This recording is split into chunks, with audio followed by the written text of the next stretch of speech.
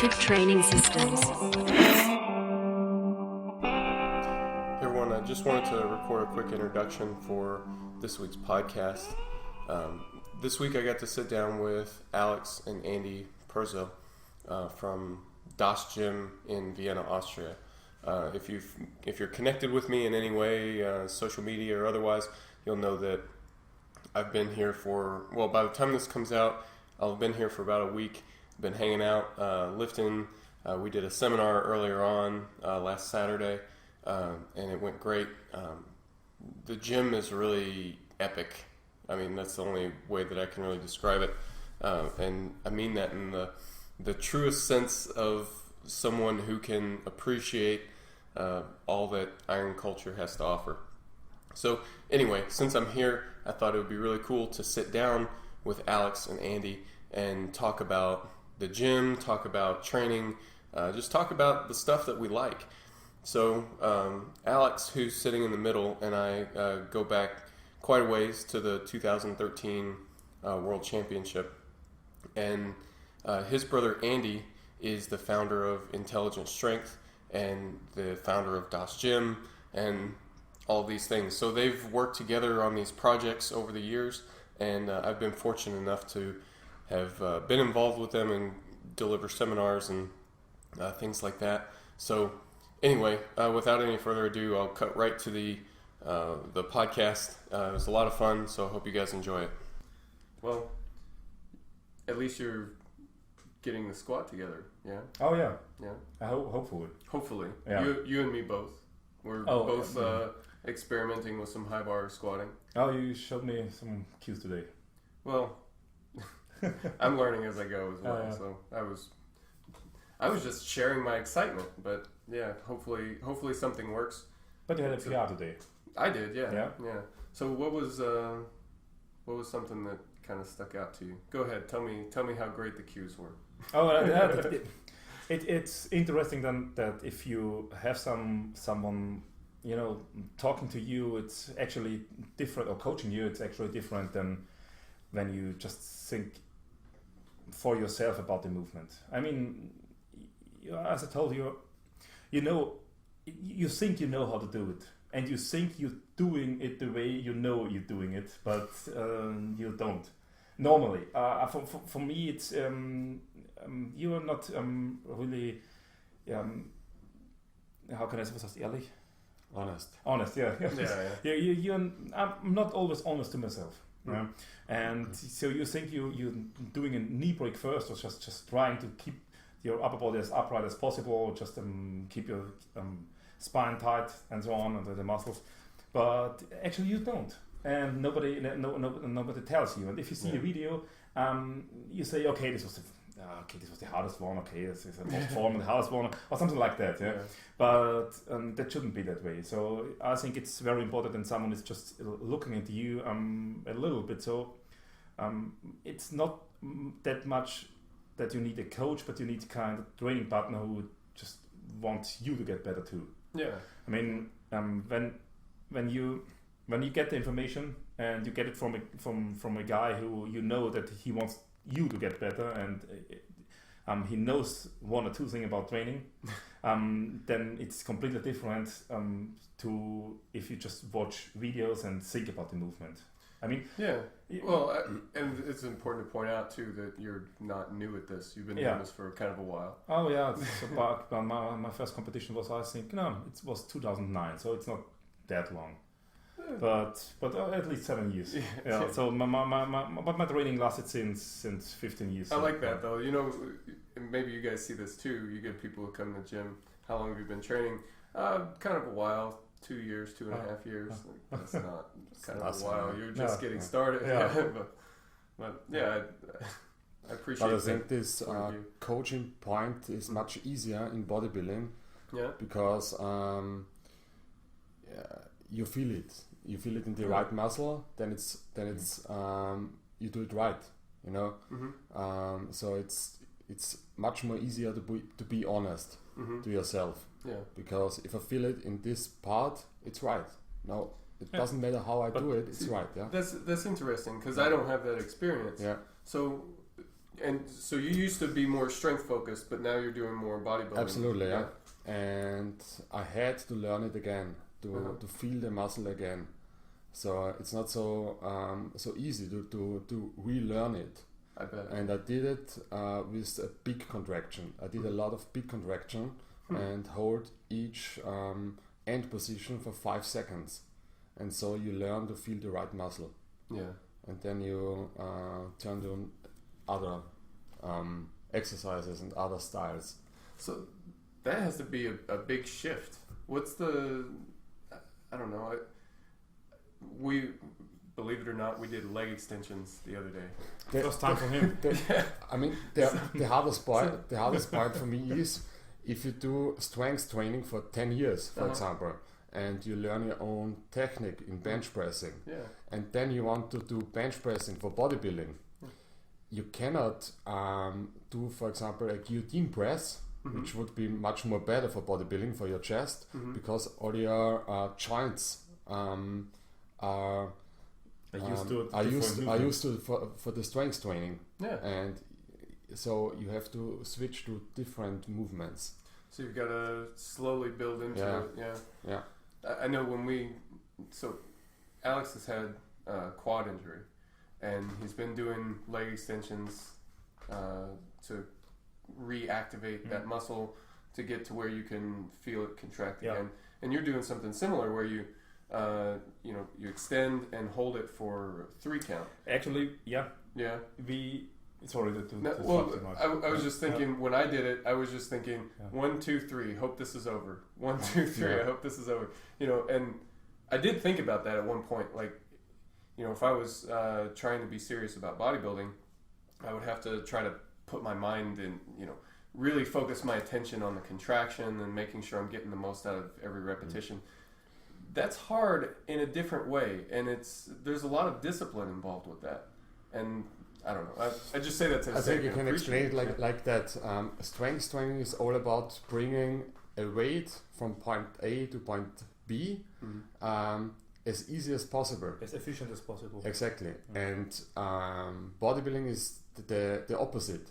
Bringing a weight from point A to point B, but do as less reps as possible. You have to get as much as fatigue as possible in this short range of motion or something like that. You have to do inefficient movement. Exactly. You try to do as not as many reps as possible. So placing yourself at a mechanical disadvantage and things like that. No, that's. I don't know. I enjoy the difference. A whole different thinking.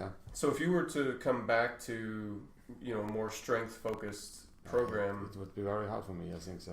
Well, would you bring any of the bodybuilding with you? Yeah, absolutely. I mean, it's much easier to get from bodybuilding to strength training than from strength training to bodybuilding. Much easier. Okay. Yeah. That's interesting. So I would not have thought that. Yeah. So I can say that.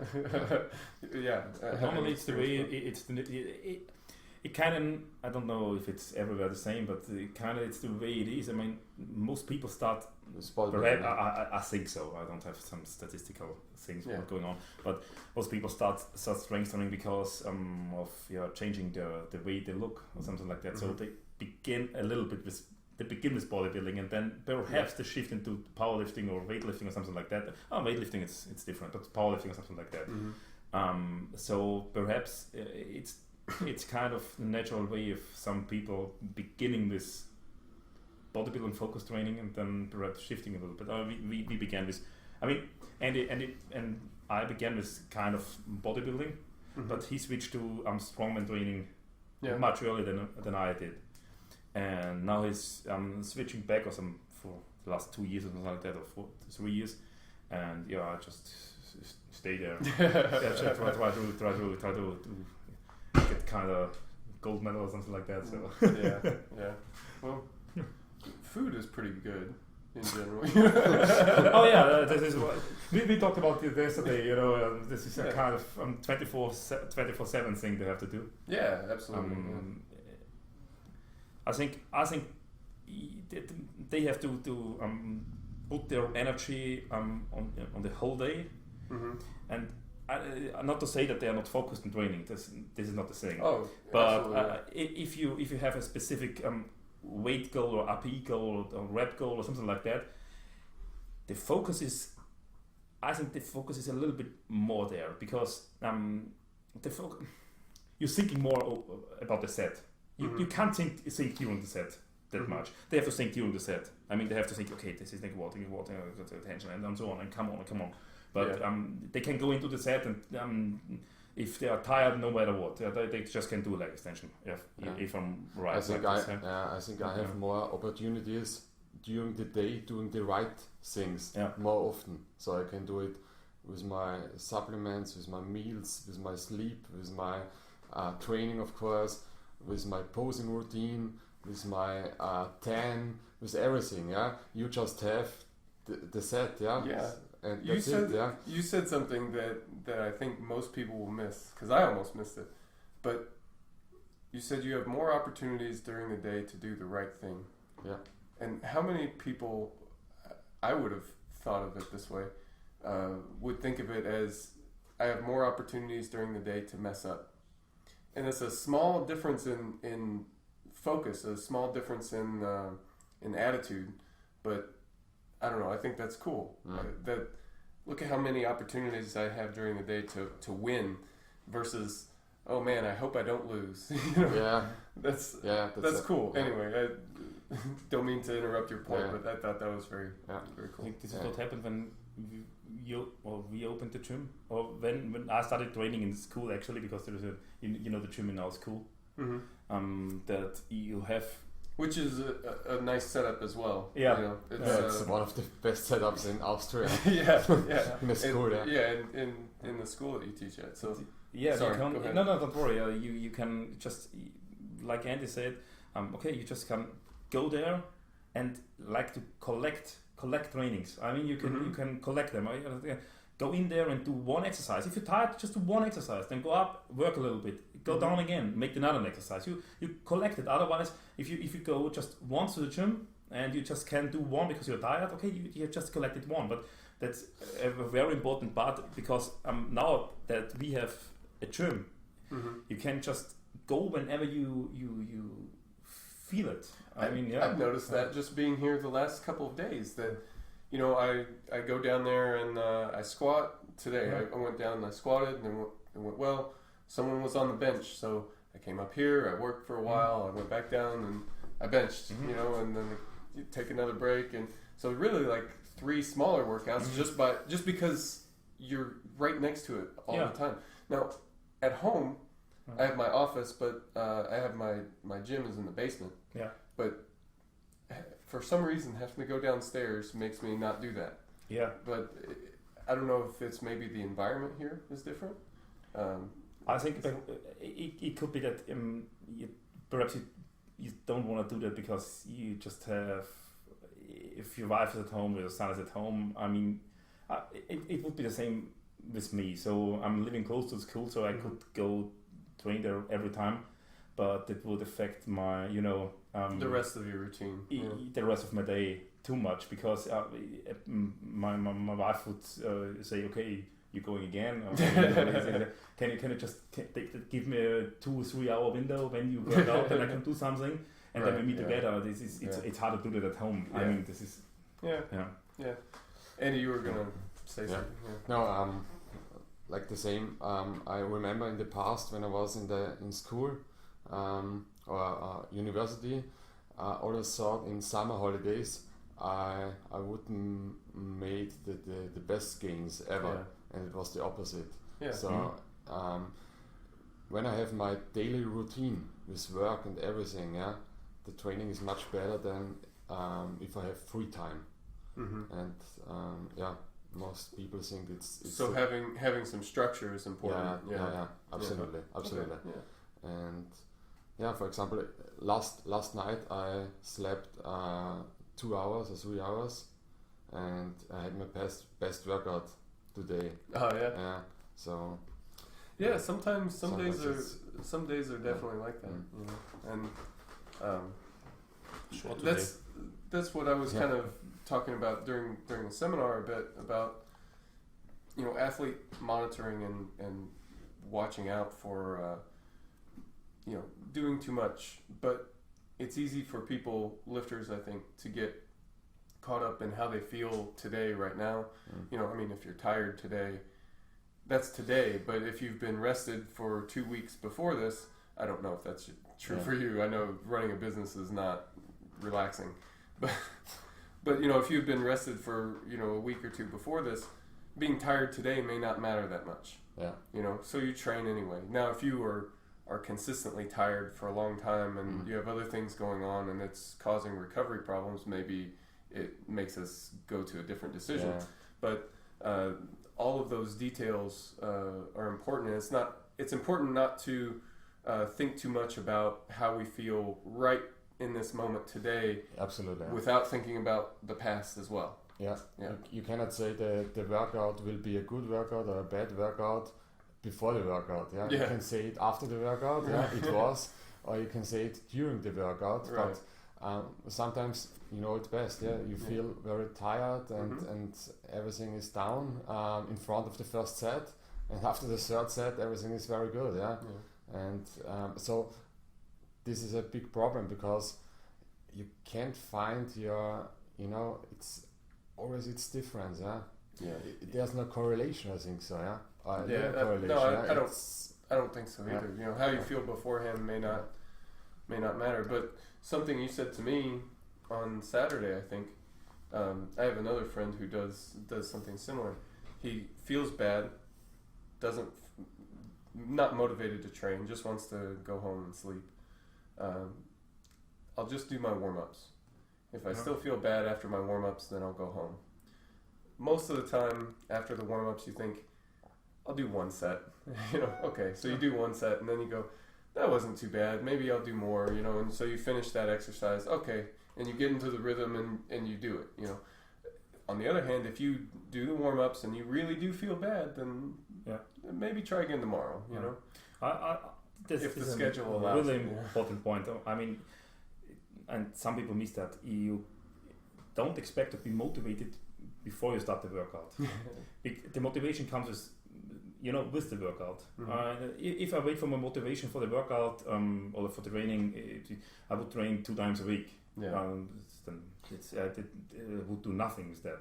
I mean, it would be better than, you know, most, but it's not competitive. But you have to just go there and, you know, just tie your shoes. Then just swing your leg. Put the bar where it has to be.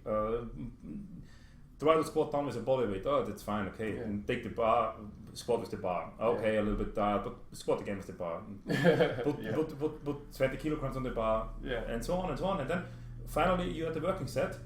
Okay, and then or close to the working set, kind of 5% within the working set, and you're there where you want to be. And you're done. You know, I used to train twice a day. There was a period in my life I was training twice a day, and it's funny you mention that because the thing that I got tired of the most was tying my shoes. Oh. You know, you go to the gym and I have to put these stupid shoes on again and tie the shoes. Anyway, I want to kind of change the topic just a bit and talk about the gym a little bit more. Okay. You know, I've been posting photos all week of the gym, and I think it's amazing. But what inspired you to? Where does this come from? I mean, obviously, it's more than just a business. This is I don't even know what to call it. It's a passion project, you know? Yeah. This is not so easy to say because it's not easy to say in German and it's much more difficult to say it in English. Okay. Because if you go back all the years, I think each success starts with problems in your childhood and things like this, So you had problems in school with other people. I know that, and this is the reason to do more than other people, and this is the reason for everything. So now I can say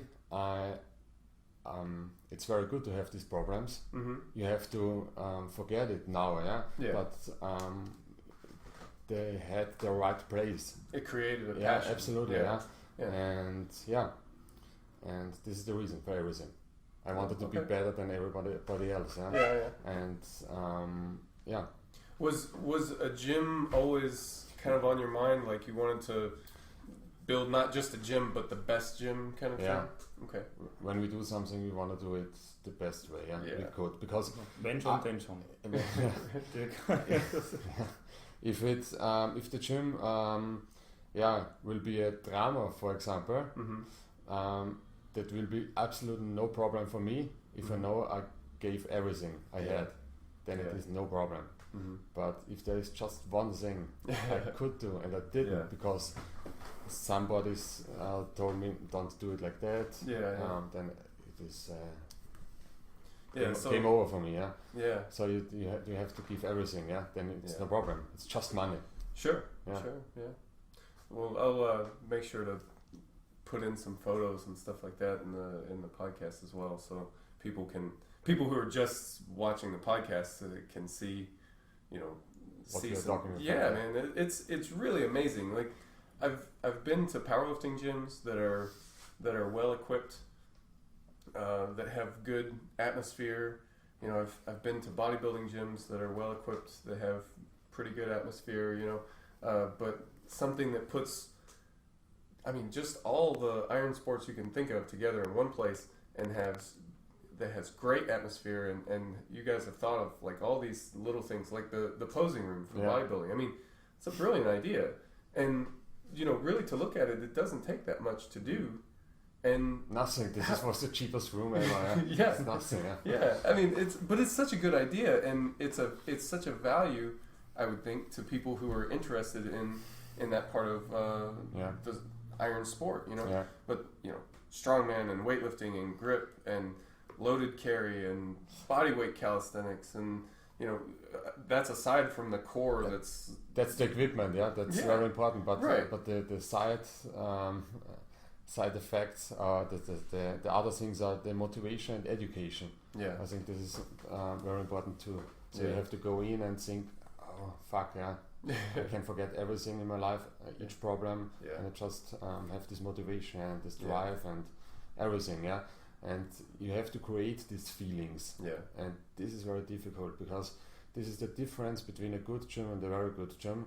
And nobody can, everybody with a few 100,000 euros can buy equipment, and can rent a location space, like that, But you cannot buy this, this feeling. And you cannot explain it. No, you have to train for years and years and talk about it, and then you can build it. When you're part of the culture, like you said, it's part museum and part gym, because it's very much a testament to iron sport culture as a whole. It's like an entertainment center. We call it Disneyland for strength training, or Planet Hollywood, like Planet Hollywood. That's a great description. That's a great description. And in most cases, people who have money, a lot of money, can build a gym like that, but they don't know anything about strength training. And this is the big problem. Normally people like we don't have enough money to build it like that. But we worked a lot, and I know it's been just years in the making. I mean, it's kind of there's some things that you should have that you build it, and this is like you said, before you build it, you have to know the game, the iron game, and you have to try to get the best you can get. No, in bodybuilding, powerlifting, wherever. And if you try for years, and you're talking to people, and you know what is necessary to get the best you can be, and then you know exactly what you need to be the best you can be. And if you get those things, you give other people the opportunities to get the best they can be, and then those people who just are so motivated and want to be better than the day before come to the gym, and this is the atmosphere. And I began with this thing in our school. I have no budget. There was no money at all. Okay, there was we had, I think, 1,000 euros for, okay, you have 1,000 euros. No, this is a room. Do whatever you want. But we managed to do 4 power racks with they gave us Leica equipment for free. It's, not a Leica, sorry, but some people who trained saying, okay, I don't train anymore. We had a powerlifting, some donations, here, and we had great equipment, and a lot of teachers were not a lot. Nearly every teacher were telling me, "Hey, you can't do that. This is for kids. They ruin the joints. This is," but you don't hear it because you know that this was a thing you did with 18 years or 17 years or 16 years, and you know nothing happened and nothing was ruined, and you feel great about it. And the kids knew that, and they just came and were getting stronger and stronger and stronger. And nobody needs to tell them that strength training is kind of fun. It helps them to do something. And that's the same here. They create the atmosphere.